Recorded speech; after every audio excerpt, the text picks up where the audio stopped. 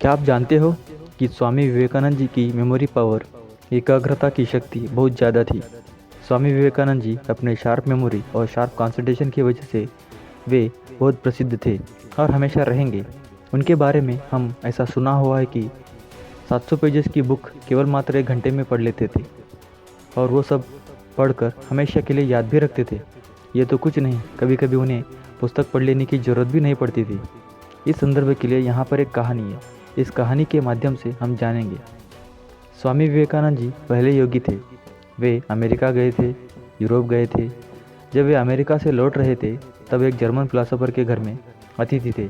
जब रात्रि भोजन के बाद स्टडी रूम में विचार विमर्श करते थे तब उस दिन एक टेबल पर पड़ी 700 पेजेस की बुक पर उनकी नज़र जाती है, जो बुक जर्मन फिलोसोफर रोज़ पढ़ते थे।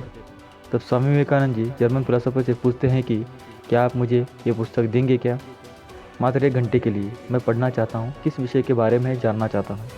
तब जर्मन फिलोसोफर बोलते हैं कि आप इस बुक को केवल मात्र 1 घंटे में पढ़ लेंगे?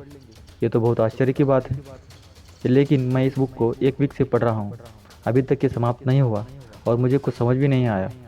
तब जर्मन फिलोसोफर स्वामी जी को वो पुस्तक दे देते हैं।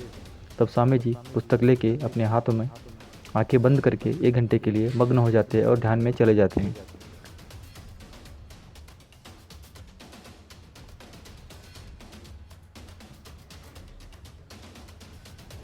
फिर 1 घंटे के बाद पुस्तक वापस देते हुए कहते हैं कि इस पुस्तक में कुछ भी विशेष नहीं है। तब जर्मन फिलोसोफर को लगता है मन में और सोचने लगता है कि ये तो बहुत अहंकारी की बातें बोल रहे हैं, और बोलते हैं आपने पुस्तक बिना देखे बिना पढ़े ही उसके बारे में टिप्पणी दे रहे हैं, ये कैसी विडंबना है, बहुत विचित्र बात है।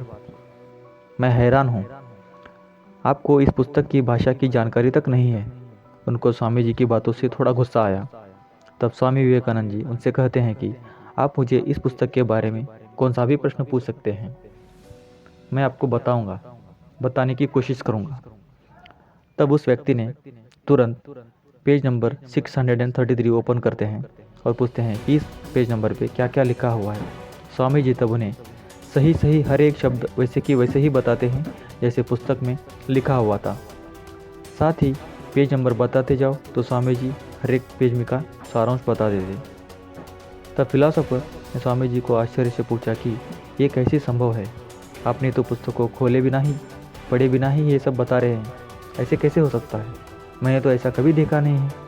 तो स्वामी जी कहते हैं कि इसलिए लोग मुझे स्वामी विवेकानंद कहते हैं।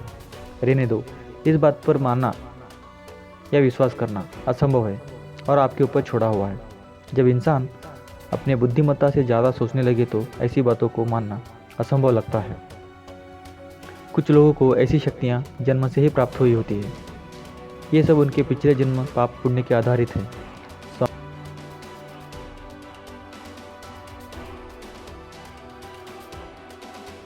लेकिन आश्चर्य की बात यह है कि पुस्तक पढ़ने के हर पेज पर क्या लिखा हुआ है स्वामी विवेकानंद जी हमेशा के लिए याद रख लेते थे। ऐसी बहुत सारी खूबियाँ स्वामी विवेकानंद जी के अंदर थे।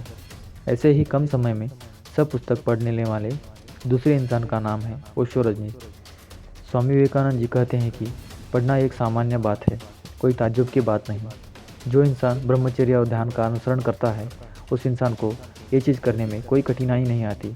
वो व्यक्ति एक बार पढ़ लेने से हमेशा के लिए याद रख सकता है। स्वामी जी कहते हैं ब्रह्मचर्य का मतलब ये नहीं कि आप केवल काम वासना से दूर रहें, अपने मस्तिष्क को अपने कंट्रोल में रखना सीख लेना चाहिए। जब आप अपने मस्तिष्क में गलत सलत विचार लाते हैं तो इसका मतलब ये है कि ब्रह्मचर्य का पालन नहीं कर पा रहे हैं। अगर आप ब्रह्मचर्य का पालन करने की सोच रहे हैं तो पहले आप ध्यान करना सीखें। नियमित रूप से ध्यान करें, उससे आपको क्या होगा, एकाग्रता की शक्ति बढ़ेगी। तब आप अपनी इंद्रियों पर कंट्रोल कर सकेंगे और मन मस्तिष्क को अपने कंट्रोल में रख सकते हैं। तब आप किसी भी चीज़ को ईजीली समझ सकते हैं और हमेशा के लिए याद रख सकते हैं। डेली नियमित रूप से मेडिटेशन करेंगे तो आप जब ऐसा करना प्रारंभ करेंगे तो तब आप अपने मन तन हर चीज़ को नियंत्रण में रखेंगे, तब आप जीवन में कुछ प्राप्त कर सकते हैं। ऐसी से बहुत सारी खूबियाँ प्राप्त कर सकते हैं। कहना यही है कि स्वामी जी के जैसे आप अगर बनना चाहते हैं, शार्प माइंडेड, तेज दिमाग वाले, तो आपको अपने जीवन में ब्रह्मचर्य का पालन करना होगा, डेली नियमित रूप से ध्यान करना होगा।